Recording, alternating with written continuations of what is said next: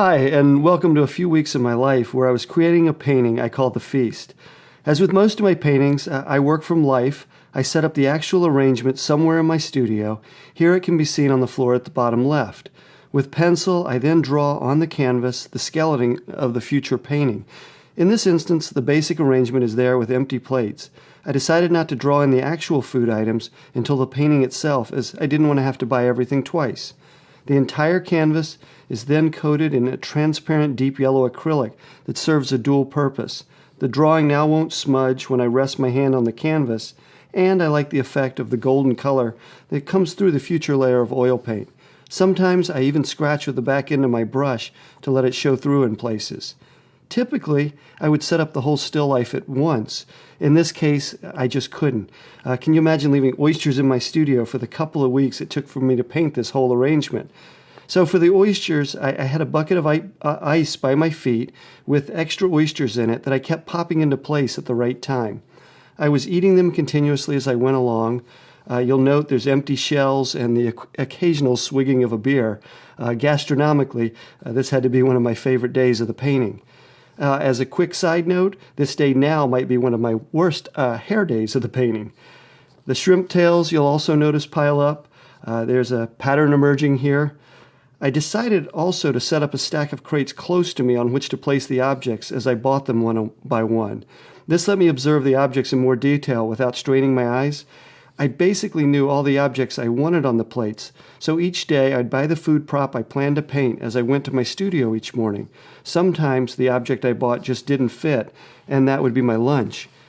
I knew I definitely wanted a lobster, and that's one of those classic still life props. For the concept behind the feast, I wanted to have a little fun with the whole genre of still life. Looking at the old beautiful Dutch still life paintings, they are loaded with lobsters, olives, oysters, and goblets. I thought it'd be fun to bring it to the 21st century and load it with hot dogs, Oreos, gummy bears, and plastic cups while being dined upon by children's party favors, balloon dogs. Just adding to an old concept. Now, coming up, I can't remember what these little fish were, but they stunk so bad I couldn't wait to get them out of my studio. They were so awful, they even attracted a fly that you can see bouncing around on my crate. And while on that subject, the escargot reeked awfully also. So I decided to paint their empty shells and pop them in for as short a time as possible. They are absolutely wonderful in a good restaurant, but absolutely horrible in a studio. Maybe that's why they're served with so much garlic. And yes, you do catch me chatting on my phone quite often. I just keep working while I talk. If you think about it, I'm in a pretty small space for weeks at a time, no visitors, not having to work with anyone else, so it gets a little isolated. I have art friends around the country that I chat with, in Colorado, Boston, New York, Texas, talking about art things we've seen or working on or just the general business of art. It keeps me company, and I certainly need these friends. I also listen to satellite radio. And yes, you catch me watching my TV here at various points. I watch movies, TV series. It's something that has to have a good dialogue since I'm listening much more than looking. I do often turn my whole painting upside down. That's for a couple of reasons. One is to allow my hand to have better access to a certain passage of the painting. It's an awful feeling to have the ball of my hand destroy something I've already painted with a single quick smudge. Also, by turning a painting upside down, I get fresh eyes and might see something that's off or out of kilter that I might have missed otherwise. For that same reason, you see me leaning way back in my chair or standing up to get a different look. Speaking of turning things upside down, a funny question that I always get asked is why I paint my crates upside down.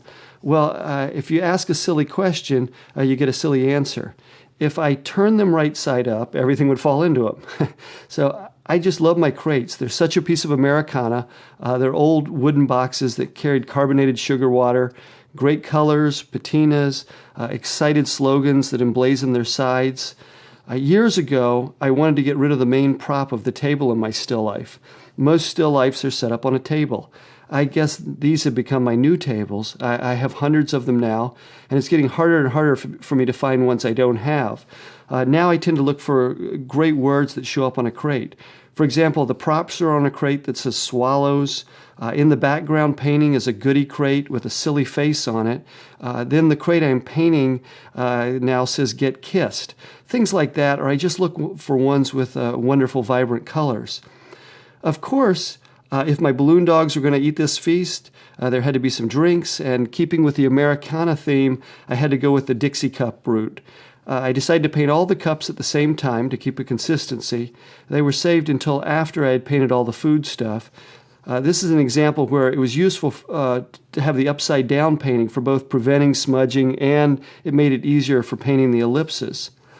I also get asked a bunch if I make all my balloon animals.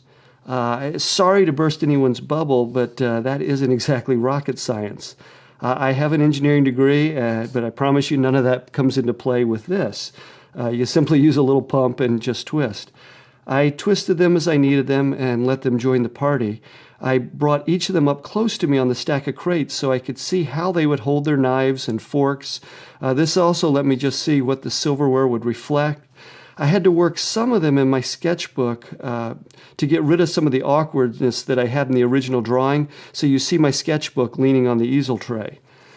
The balloon dogs are just another piece of Americana. Kids love them. It's something you get at a ballpark or a birthday party, pieces of nostalgia. They allow me to put an expressiveness into a still life painting that's quite fun. It's not hard to convince anyone that they are alive or engaged. The original setup that I used for the drawing is still back there on the floor that you can see, but now the balloon dogs have become pretty sickly and aren't looking too happy. I tend to create still lives that try and be anything but still. There's always an implied activity.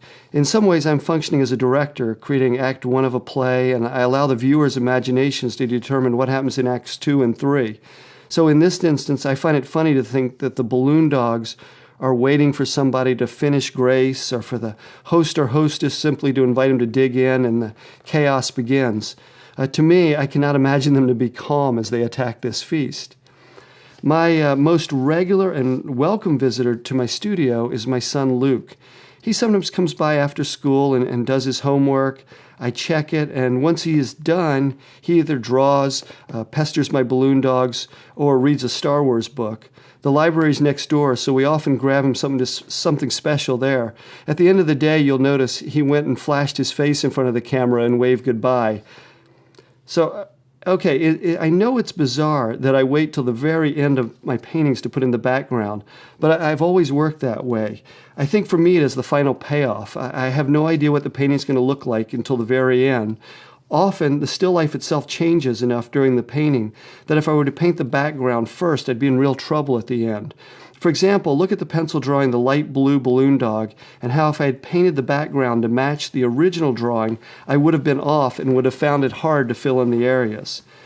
Artists also often use something called a maul stick. It's something they hold in their left hand to rest their right hand on while they paint, or vice versa. I simply use an adjustable clamp from the hardware store. I clamp it across the top and the bottom of the painting. That's what that black bar is across the painting. It's simply something to rest my hand on so it doesn't mess up my wet oil paint. It's always real nice when I get that background in. The still life comes out of the surreal world of gold, enters a real space and environment, and the painting becomes unified. After that, I have fresh eyes to peruse the painting for final highlights, any touch-ups, anything that I missed, sign my name, and I'm done.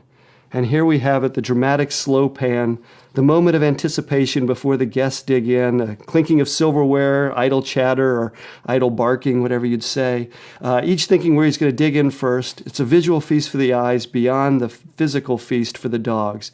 And now the whole painting, and thank you for being interested in this whole crazy process.